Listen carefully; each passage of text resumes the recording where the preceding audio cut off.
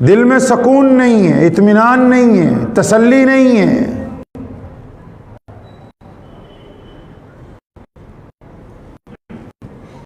क्योंकि ये इंसानी फितरत है, हर दौर में ऐसा होता आया। हज़रात सहाबा किराम रज़ियल्लाहु तआला अजमईन में से मुतअद्दिद अफराद ने नबी अलैहि सल्लम से सवाल किया, या रसूलल्लाह जब नमाज पढ़ते हैं औकात लज्जत नहीं आती, दिल बेचैन रहता है। तो हुजूर अकरम सल्लल्लाहु अलैहि वसल्लम ने फरमाया कि अगर नमाज पढ़ने वाला बंदा अपनी निगाह को पाक कर ले तो उसकी नमाज में लज्जत पैदा हो जाएगी।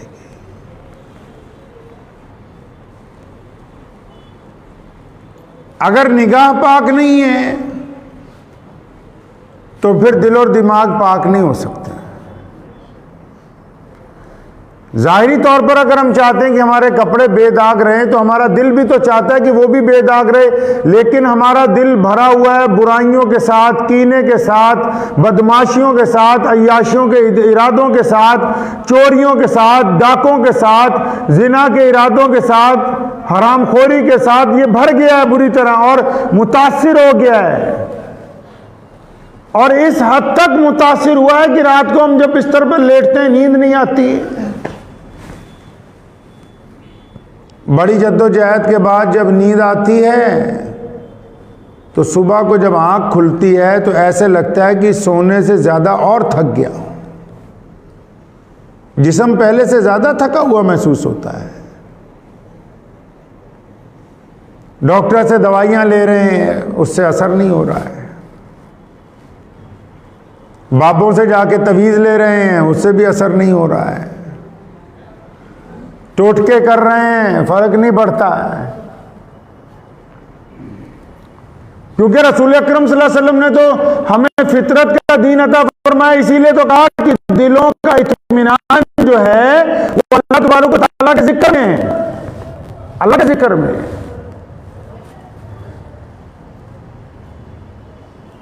और अल्लाह तबारक व तआला का जिक्र जो है वो क्या तलकीन करता है हमें कि बंदा सब्र वाला हो, तहम्मुल वाला हो। अल्लाह की जो सिफात हैं कि दूसरों के ऊपर रहम करना, बंदा रहम करने वाला। कितने ऐसे नमाजी हैं जो सदियों से दुआएं मांग रहे हैं, अब तक कबूल ही नहीं हुई, क्योंकि नमाज की रूह फौत है, रूह जिंदा नहीं है नमाज में।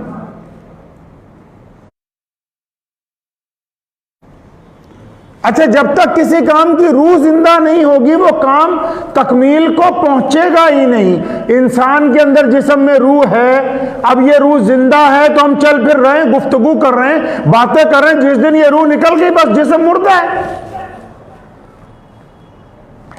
फिर तो कोई किसी का नहीं है। जब बंदे की रूह निकल जाए तो जिस्म मुर्दा हो जाता है, तो नमाज की रूह निकल जाए तो फिर नमाज अपना असर कैसे दिखाए? तिलावत की रूह निकल जाए तो फिर वो अपना कैसे असर दिखाए? अगर दयानतदारी रूह में से निकल जाए फिर वो अपना असर कैसे दिखा सकती है? नमाज की रूह तो लिल्लाहियत है। बंदा हकीकत के ऊपर जब तक अपने आप को लाएगा नहीं। इमाम शाफी रहमतुल्लाह अलैह के दौर का एक वाक़या है कि एक बादशाह की जो बेगम थी, उसने किसी बात पे नाराज़गी से बादशाह ने उसके थप्पड़ मारा, तो वो भी किसी बादशाह की लड़की थी, तो उसने गुस्से में कहा कि तू जहन्नमी है। तो बादशाह ने उसे कहा नाराज़गी में ही कि अच्छा, अगर मैं जन्नती ना हुआ तो तुम्हें 3 तलाक हैं आज से। तूने जो मुझे जहन्नुमी बताया कि अगर मैं जन्नती ना हुआ तो तुझे 3 तलाक हैं आज से, अब मसला हो गया। पहले दौर में लोग मसाइल अपने लिए पूछते थे और उनको खौफ होता था कि अल्लाह का हुक्म हम पर लागू हो जाए। आज के दौर में लोग दूसरों के लिए मसला पूछते हैं और ये चाहते हैं कि इस मसले के जरिए इस बंदे की तजलील हो जाए किसी तरह।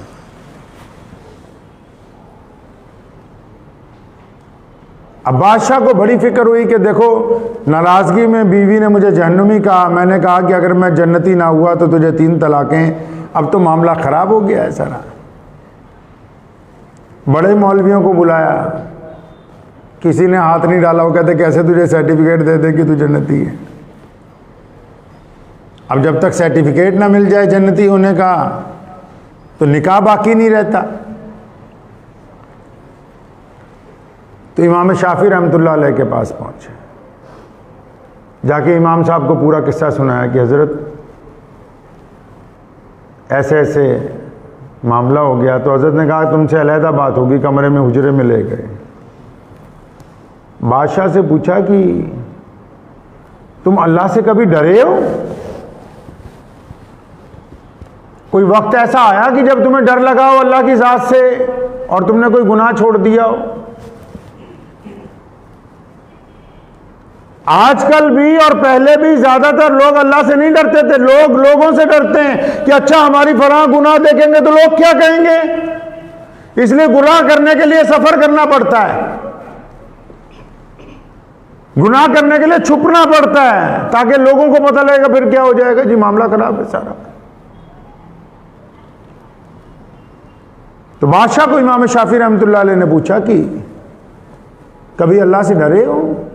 तो बादशाह ने एक किस्सा सुनाया। उन्हें क्या, हाँ, कि मेरे महल में एक गरीब बांदी काम करती थी, बड़ी खूबसूरत थी।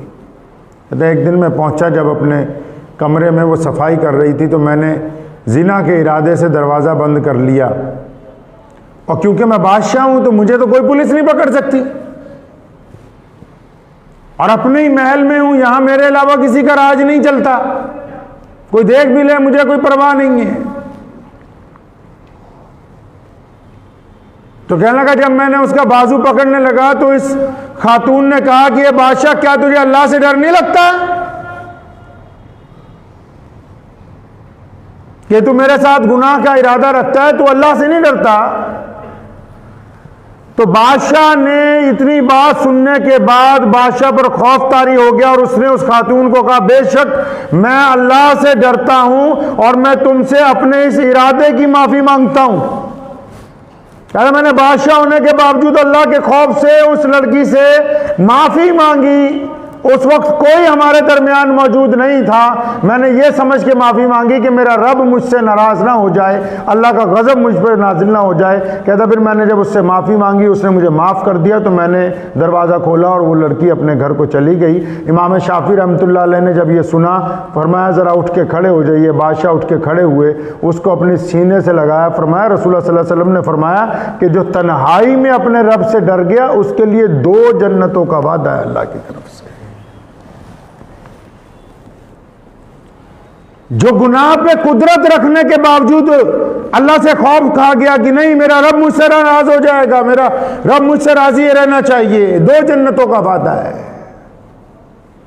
अल्लाह ने हमें कुदरत दी है ना माफ़ करने की, अल्लाह ने हमें ताकत दी है कि हम रिश्तेदारों को माफ़ कर सकते हैं, हम मजलूमों को माफ़ कर सकते हैं, हम अपने मुलाजमीन को माफ़ कर सकते हैं, हम घर के मुलाजमीन को दरगुजर कर सकते हैं। इतनी ताकत कुदरत होने के बावजूद जब हम वहाँ ज़्यादती करते हैं तो इसका मतलब हमारा दिल मुर्दा हो चुका है, और मुर्दा दिल नमाज के लिए कामयाब नहीं होता।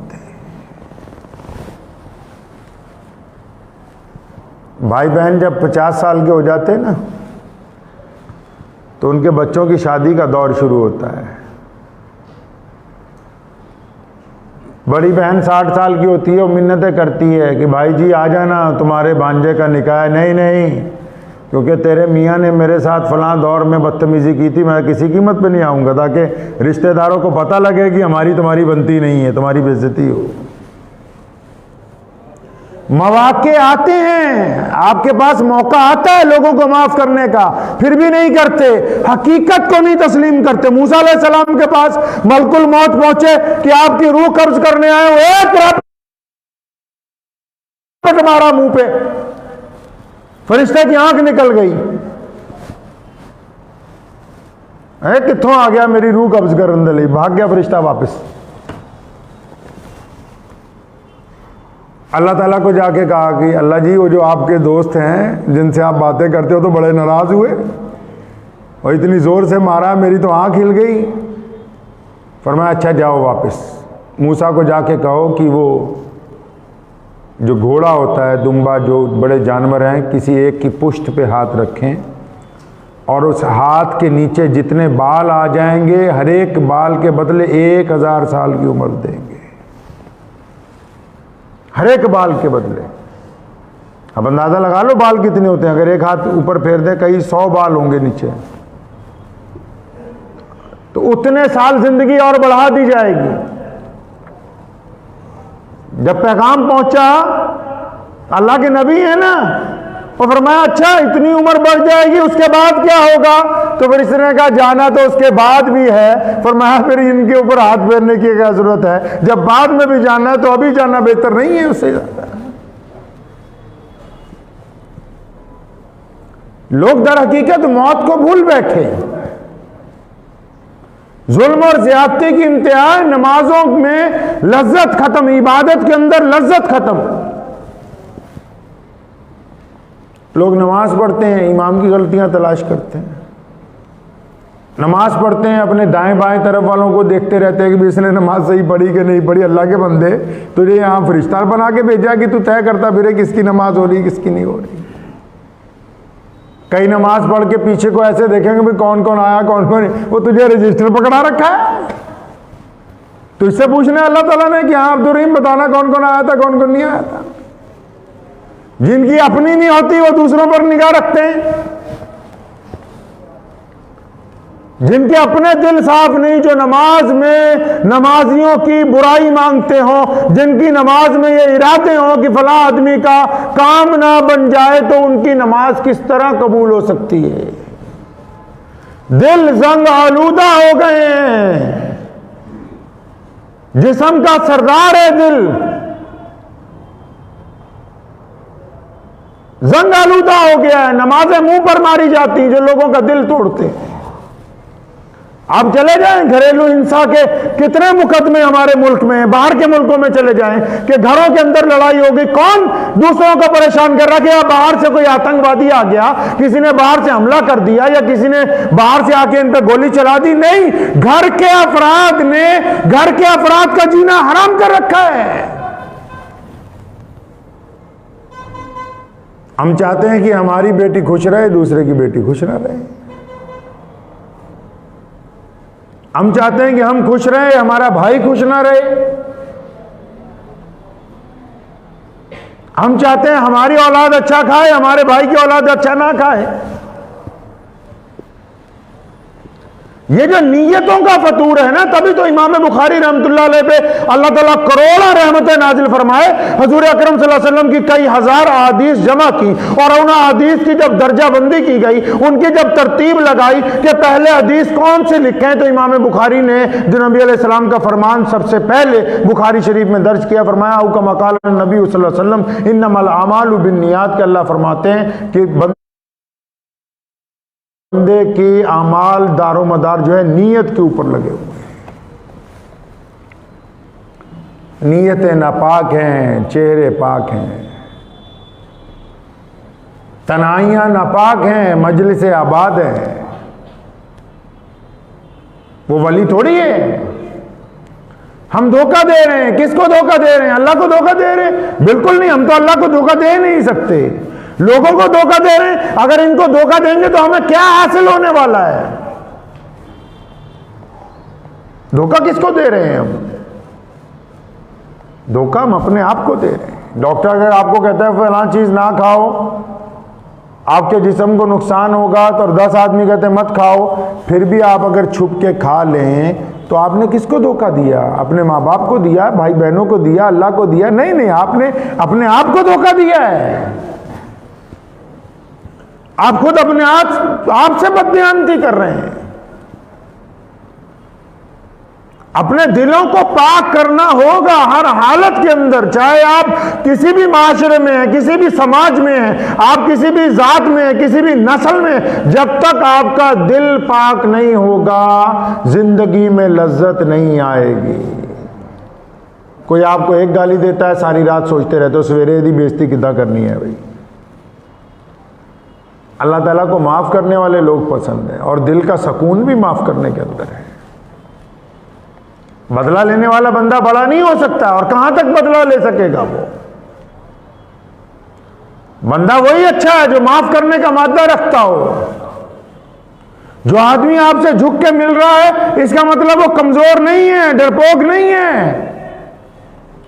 अपनी निगाह पे जो चश्मा जहालत का लगा है, अगर उतार के देखेंगे, अगर कोई आदमी आपसे झुक के मिल रहा है, इसका मतलब उसका कद आपके कद से बहुत ज्यादा बड़ा है, उसको नीचे होके आपसे मिलना पड़ रहा है, उसका कद बड़ा है आपके कद से।